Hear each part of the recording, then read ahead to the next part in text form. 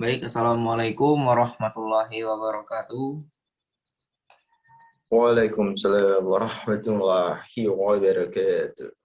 Baik, apa kabar semua? Apa kabar murid-murid? Alhamdulillah baik Bapak. Alhamdulillah luar biasa ya. Baik, sebelum kita mulai pelajaran pada hari ini, alangkah baiknya kalau kita berdoa dulu ya kepada Komti, baik pada Repedi, silakan untuk memimpin doa terlebih dahulu. Baiklah teman-teman, sebelum kita mulai pelajaran pada hari ini, mari kita berdoa menurut agama dan kepercayaan masing-masing. Berdoa dimulai.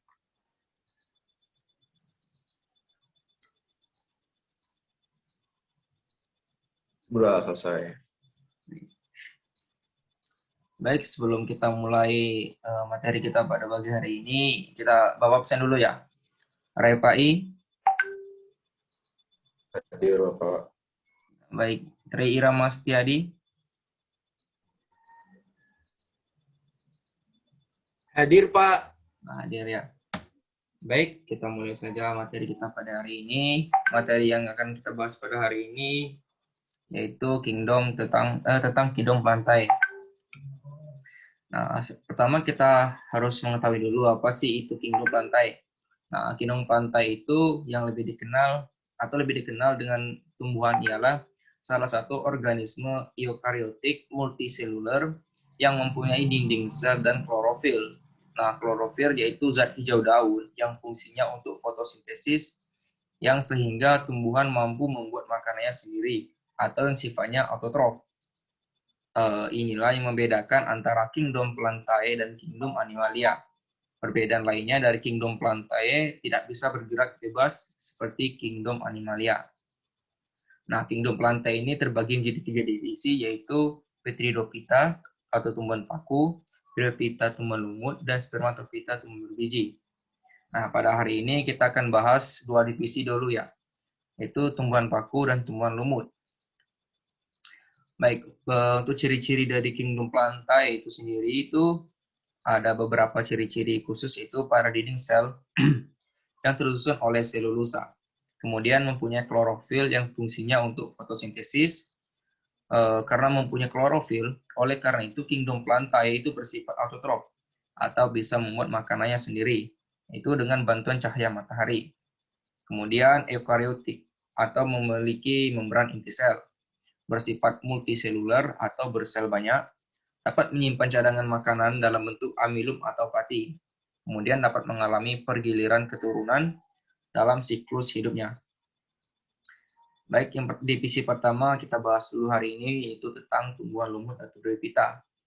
Mungkin murid-murid semua sudah sering ya lihat lumut, baik itu di tembok kamar mandi maupun di tembok yang sering terkena air hujan.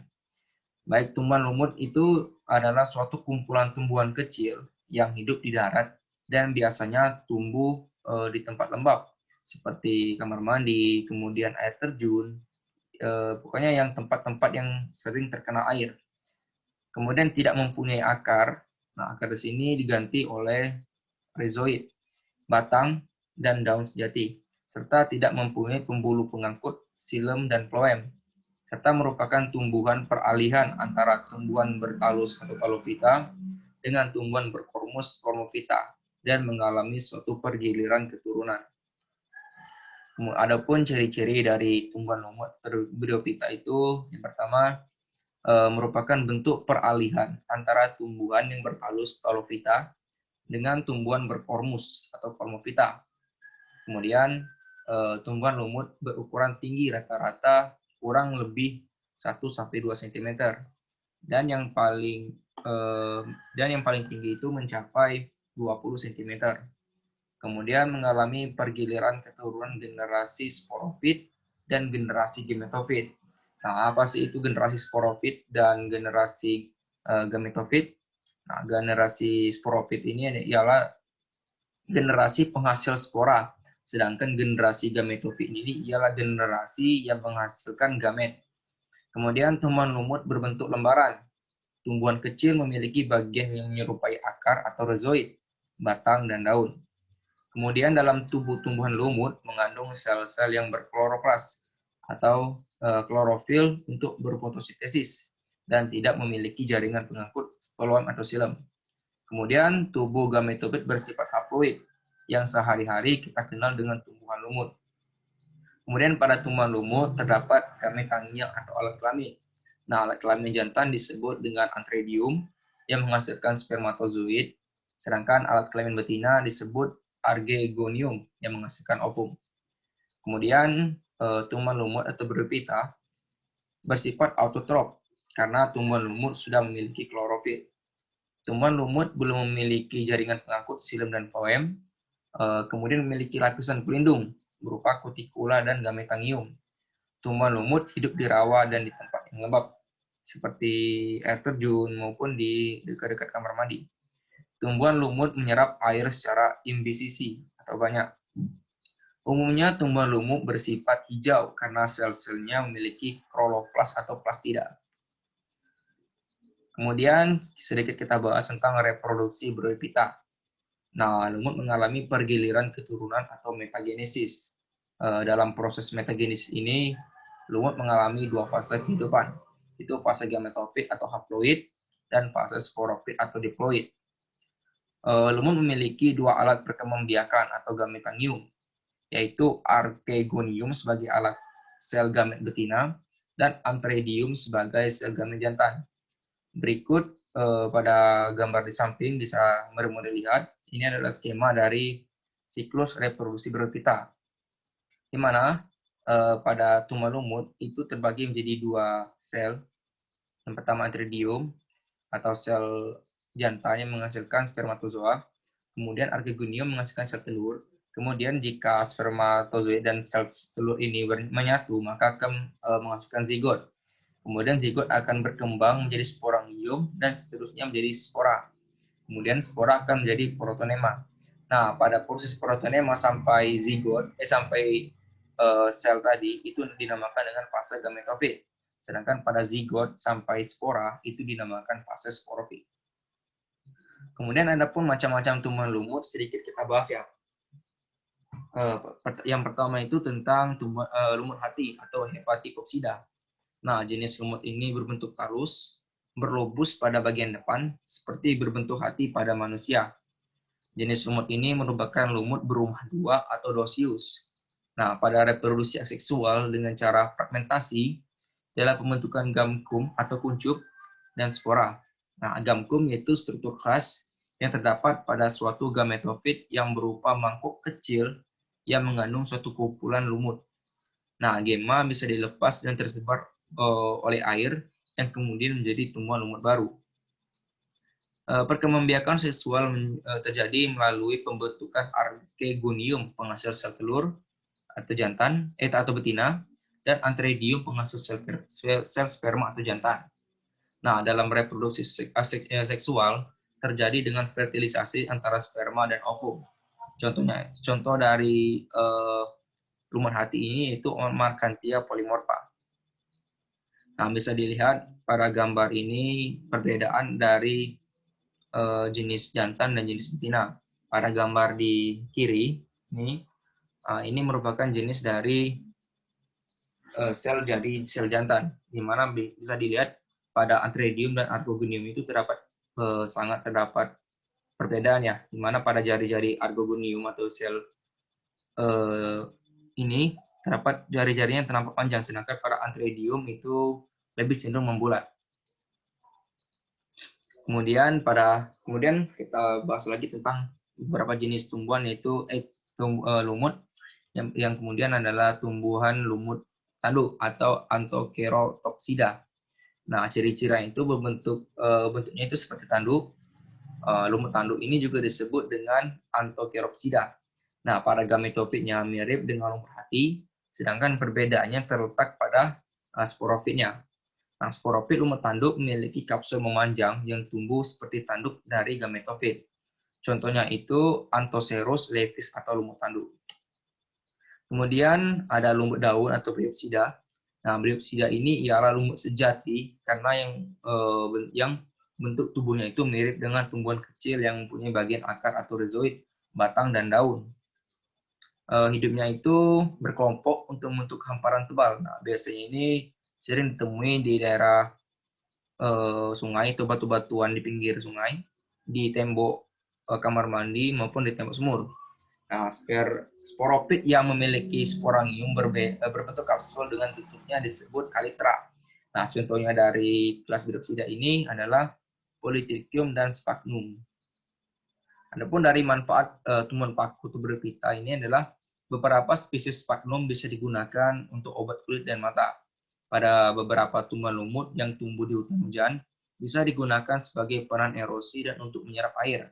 Nah, bisa juga digunakan untuk ornamen tata ruang atau hias, khususnya pada seperti akuarium maupun tempat-tempat kita mau memelihara binatang.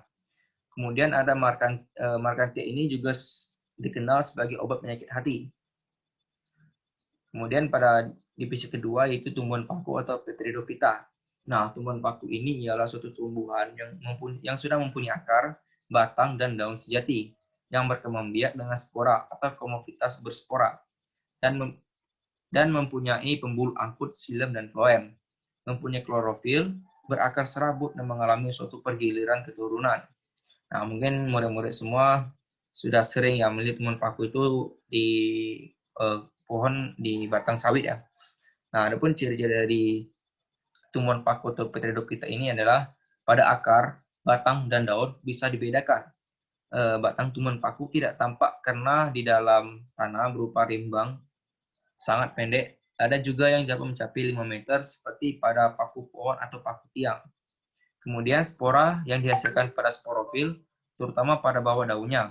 Daun muda tumbuh menggulung. Nah, tumbuhan berpembuluh atau Tracheophyta memiliki pembuluh pengangkut floem dan xilem. Nah, tumbuhan paku dibagi menjadi 4 kelas. Yang pertama itu adalah paku purba atau kelas dari Psilopsida. Nah, ciri-ciri dari tumbuhan ini, spesiesnya itu hampir punah, yang tersisa hanya sekitar 10-13 spesies. Jenis tumbuhan paku ini menghasilkan satu jenis spora atau homospora. Daunnya kecil, terkadang tidak berdaun. Pada gametofitnya tidak mempunyai klorofil. Nutrisi yang diperoleh dari simbiosis dengan jamur. Contoh dari kelas Psilopsida ini adalah Riana dan Psilotum. Kemudian ada kelas Lycopsida atau paku kawat. Nah, jumlah spesies ini lebih kurang 1.000. Per daun kecil dengan susunan spiral, batang seperti kawat. Bisa menghasilkan 2 jenis spora atau heterospora. Pada sporangium terdapat pada strobilus yang berbentuk kerucut. Gametofit ada yang uniseksual dan bioseksual. Contoh dari kelas Lycopsida ini adalah Selaginella dan Lycopodium. Kemudian ada kelas Phaeopsida atau paku ekor kuda. Nah, jumlah spesiesnya kurang lebih 15 spesies. Habitatnya pada tempat yang lembab, daerah subtropis. Nah, jenis ini juga disebut dengan paku ekor kuda karena bentuknya memang yang mirip seperti ekor kuda. Nah, batang pada paku ekor kuda itu berongga seperti bambu. Umumnya memiliki cabang yang berkarang pada buku-buku batang. Daunnya kecil berbentuk sisik, tumbuh pada pangkal luasnya. Sporangium berupa strobilus, jenis merupakan paku homospora. Pada gametofit mempunyai klorofil. Nah, contoh dari kelas Phaeopsida ini adalah Iokusetum. Kemudian ada kelas Petridopsida atau paku sejati. Nah, jenis yang satu ini jumlahnya paling banyak, kurang lebih 12.000 spesies, mempunyai akar, batang, dan daun sejati. Nah, pada daun mudanya tumbuh menggulung atau Quercinthianthus. Daunnya berukuran besar dan lebar. Sporangium terdapat pada sporofil atau daun penghasil spora. Contohnya itu adalah semanggi atau Marcella sentara, Sucliad atau Adiantum senatum. Nah, adapun manfaat dari tumbuhan paku itu bisa dijadikan sebagai tanaman hias, bisa dipakai menjadi sayur-sayuran yang bisa dimakan. Contoh itu paku yang sebagai pupuk dan hijau pada tanaman padi. Selaginella plana juga bisa digunakan sebagai obat luka. Baik, itu saja presentasi kita pada hari ini. kepada murid-murid ada yang ingin ditanyakan?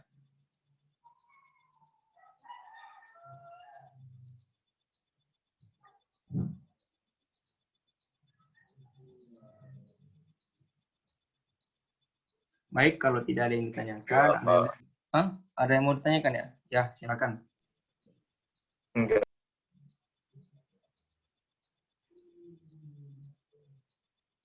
Atau kalau tidak ada yang mau ditanyakan, sini saya mau tanya dulu ya.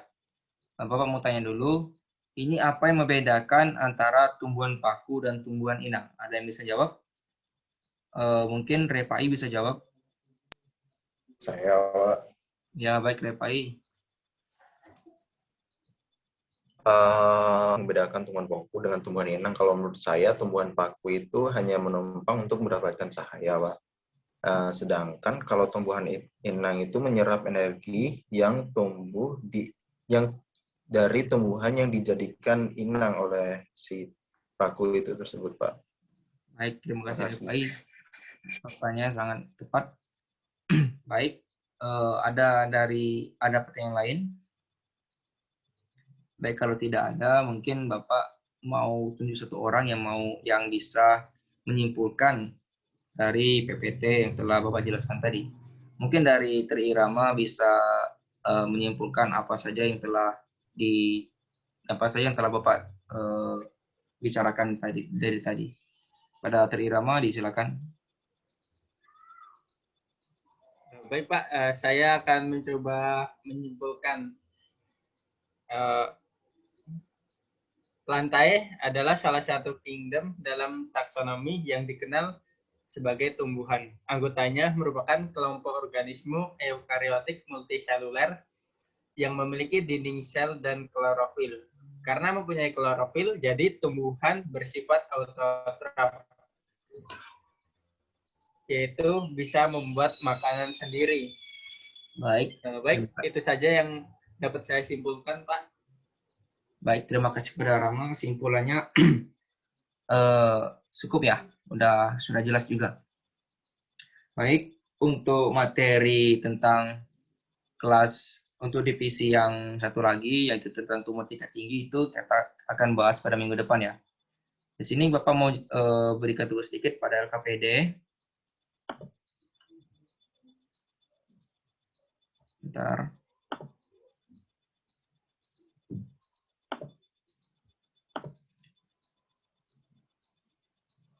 Bukan.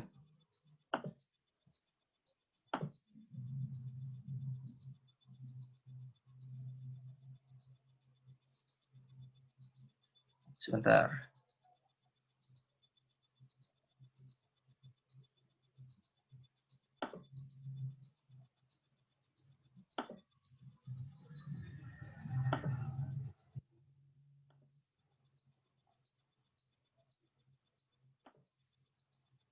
Ya, baik. Nah, ini LKPD yang mungkin selaku tugas untuk dilakukan pada minggu depan ya. Di sini ada beberapa pertanyaan. Di sini Bapak kasih renggang waktu sampai tanggal 20 Juni untuk dikumpul ya. Dikumpulnya itu pada email Bapak yang telah Bapak cantumkan di sini. Itu ada beberapa pertanyaan. Ada 1 pertanyaan, 2, 3.